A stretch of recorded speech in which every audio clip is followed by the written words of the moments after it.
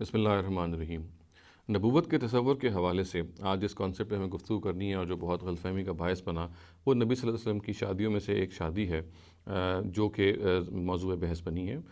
وہ شادی ان کے کزن حضرت زینب بنت جہش سے ہے۔ یہ معلوم ہے کہ زینب بنت جہش جو ہیں وہ آپ کی جو کزن ہیں، اور اس کے ساتھ ساتھ آپ کے اڈاپٹیڈ غلام، یعنی آپ کے اڈاپٹیڈ سن تھے جو زید بن حارثہ ہیں، جو جن کو آپ نے پہلے لبریٹ کیا، جن کو آپ نے آزاد کیا، جو آپ کے غلام تھے، اور پھر ان کو بیٹے کے طور پہ اڈاپٹ کیا۔ وہ ان کی منکوحہ تھیں، اور ان سے جب طلاق ہوئی حضرت زید سے، تو حضرت نبی صلی اللہ علیہ وسلم نے حضرت زینب بنت جہش سے شادی کر لی۔ تو یہ ایک چیز ہے جو ہمارے ہاں موضوع بحث ہے کہ حضرت کہ نبی صلی اللہ علیہ وسلم نعوذ باللہ حضرت زینب کی خوبصورتی سے متاثر ہوئے، ایک مرتبہ حضرت زید کی ایبسنس میں وہ گئے۔ یہ واقعہ پورا مسلم تاریخ کی کتابوں میں بیان ہوا ہے۔ ابو جعفر طبری جو ہیں، ان کی جو تاریخ طبری ہے، اس میں یہ واقعہ بیان ہوا ہے کہ نبی صلی اللہ علیہ وسلم جو ہیں زید بن حارثہ کی عدم موجودگی میں ایک مرتبہ جب ان کے گھر گئے، تو وہ حضرت زینب جو تھیں وہ کپڑے بدل رہی تھیں، اور نعوذ باللہ اس حالت میں نبی صلی اللہ علیہ وسلم نے ان کو دیکھ لیا، اور ان کا نعوذ باللہ اس معاملے میں ان کو ظاہر ہے کہ یہ بیان کیا جاتا ہے کہ وہ اس معاملے میں ان کا دل مائل ہوا ان کی طرف۔ اور جب یہ بات حضرت زید کو معلوم ہوئی تو انہوں نے یہ کہا کہ اگر ایسا معاملہ ہے تو میں ان کو طلاق دے دیتا ہوں تاکہ آپ ان سے شادی کر لیں۔ تو یہ بیان کیا جاتا ہے اسی تاریخ میں کہ پھر الٹیمیٹلی حضرت زید بن حارثہ نے زینب بنت جہش کو طلاق دے دی تاکہ نبی صلی اللہ علیہ وسلم ان سے شادی کر سکیں۔ یہ وہ پورا واقعہ ہے جو مسلمانوں کی تاریخی کتابوں میں بیان ہوا ہے۔ یہ واقعے کے بارے میں یہ مان لینا چاہیے کہ ایک ایسی لایانی چیز ہے، بالکل بے بنیاد چیز ہے۔ یہ اپنی بنیاد میں نہ صرف یہ کہ اس کی جو اسکرپشن ہے وہ نبی صلی اللہ علیہ وسلم اور تاریخ سے مخدوش ہے، کیونکہ یہ واقعی جس کے بارے میں یہ معلوم ہے کہ وہ ایک پکا جھوٹا انسان ہے، اس کی نسبت سے تاریخی کتابوں میں آیا ہے، بلکہ خود یہ قرآن مجید کے بھی خلاف ہے، چنانچہ اس کو کسی طرح سے بھی قبول نہیں کیا جا سکتا۔ نبی صلی اللہ علیہ وسلم کی اپنے کردار کی عظمت، وہ ان کا جو بے داغ کردار ہے، یہ اس کے بھی خلاف ہے، قرآن کی جو موجودہ تصریحات ہیں، بیان کردہ تصریحات ہیں، اس کے بھی خلاف ہے، اور خود تاریخ کے اندر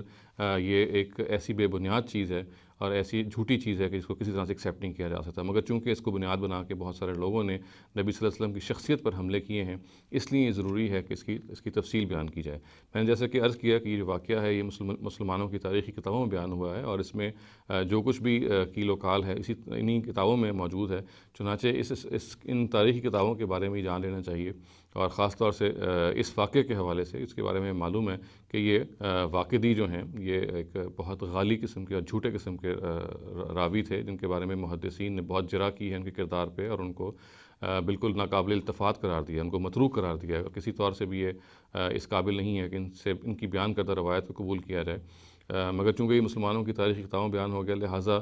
لوگ یہ سمجھتے ہیں کہ جیسے کہ مسلمانوں کی جو بھی بات بیان ہو جائے ان کی تاریخی کتابوں میں وہ درست ہوتی ہے۔ تو میں نے جیسے کہ عرض کیا تھا کہ یہ خود قرآن مجید کی تصریحات کے بھی خلاف ہے۔ قرآن مجید سے جو بات معلوم ہوتی ہے، اگر آپ ہسٹری کو اسٹڈی کریں تو جو بات معلوم ہوتی ہے وہ یہ ہے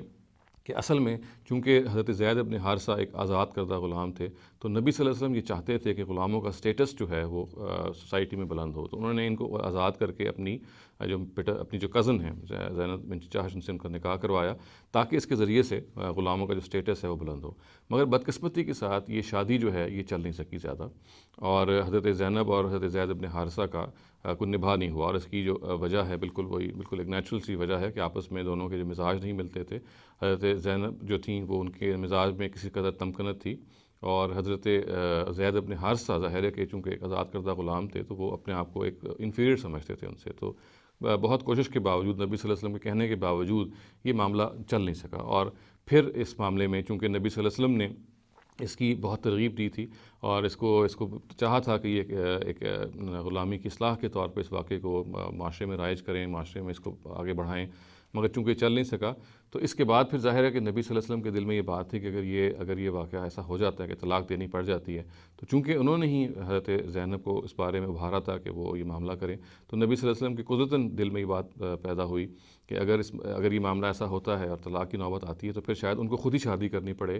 تاکہ ان کی دلداری کر سکیں حضرت زینب کی۔ اور پھر خود قرآن مجید نے یہ بھی بتایا ہے کہ اس میں جو دوسرا پہلو تھا جس میں جو شادی کا باعث بنا وہ یہ تھا کہ منہ بولے بیٹی بیٹے کی جو منکوحہ ہے، اس کی جو بیوی ہے، وہ عربوں کے ہاں بالکل سگے بیٹے ہی کی منکوحہ کے ہاں یا بہو کی جگہ پہ سمجھی جاتی تھی، اور یہ وہ رسم تھی جو عربوں میں ہاں رائج تھی، اور اس رسم کی بھی اصلاح کرنا ضروری تھی۔ یعنی منہ بولا بیٹے کی جو بیوی ہے اس کی وہ ہرگز حیثیت نہیں ہے کہ جو حقیقی بیٹے کی بیوی کی ہو سکتی ہے، مگر عربوں کے ہاں منہ بولے بیٹے کی وہی حیثیت بن چکی تھی، لہٰذا منہ بولے بیٹے کی بیوی سے وہاں پہ شادی ممنوع تھی۔ اس رسم کو بھی چونکہ ختم کرنا تھا، یہ بھی ایک ایسی کبھی چیز تھی جو صحیح دینی اصولوں کے بالکل خلاف تھی۔ تو نبی صلی اللہ علیہ وسلم نے ان دونوں پہلوؤں سے، یعنی ایک تو یہ پہلو تھا کہ ان کو یہ ضروری تھا کہ حضرت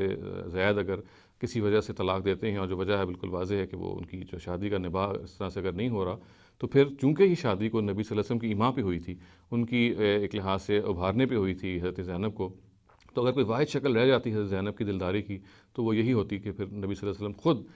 یہ شادی کرتے ہیں ان سے، اور بعد میں، اور اس کے ساتھ ساتھ خود قرآن مجید نے یہ کہا کہ اس شادی کی یہ وجہ دوسری یہ بھی تھی کہ منہ بولے بیٹے کی جو منکوحہ ہے اس کی جو بیوی ہے، اس سے چونکہ شادی ممنوع تھی اور یہ شادی کی ممنوع ہونے کو غلط ختم کرنا تھا، تو اس کو پھر اللہ تعالیٰ نے نبی صلی اللہ علیہ وسلم کے ذریعے سے ختم کروایا۔ یہ پورا واقعہ ہے جو قرآن مجید میں اشارات میں بیان بھی ہوا ہے اور تفصیلات سے بھی بیان ہوا ہے۔ اس میں یہ بات کہ کوئی نبی صلی اللہ علیہ وسلم کا میلان ہو گیا تھا، یا وہ ان کی خوبصورتی سے متاثر ہو گئے تھے، یا ان کو ایک خاص حالت میں دیکھ لیا تھا، جو ہماری تاریخی کتابوں میں بہت ہی بدنما طریقے سے، بدترین طریقے سے بیان ہوا ہے، اس کی سرے سے کوئی حقیقت نہیں ہے۔ قرآن مجید میں یہ جہاں پہ یہ واقعہ آیا ہے وہاں پہ تفصیل سے یہ بات معلوم ہو جاتی ہے کہ حضرت زید جو ہیں ان کا معاملہ جو تھا وہ بالکل ایک نیچرل طریقے سے ہوا، اور اس میں وہ نیچرل طریقے سے نبھا نہیں ہو سکا۔ اس میں نبی صلی اللہ علیہ وسلم کا جو ایما ہے وہ ہرگز اس مفہوم میں نہیں تھا کہ وہ ان کو طلاق دیں۔ ان کا ایما اگر تھا تو صرف اور صرف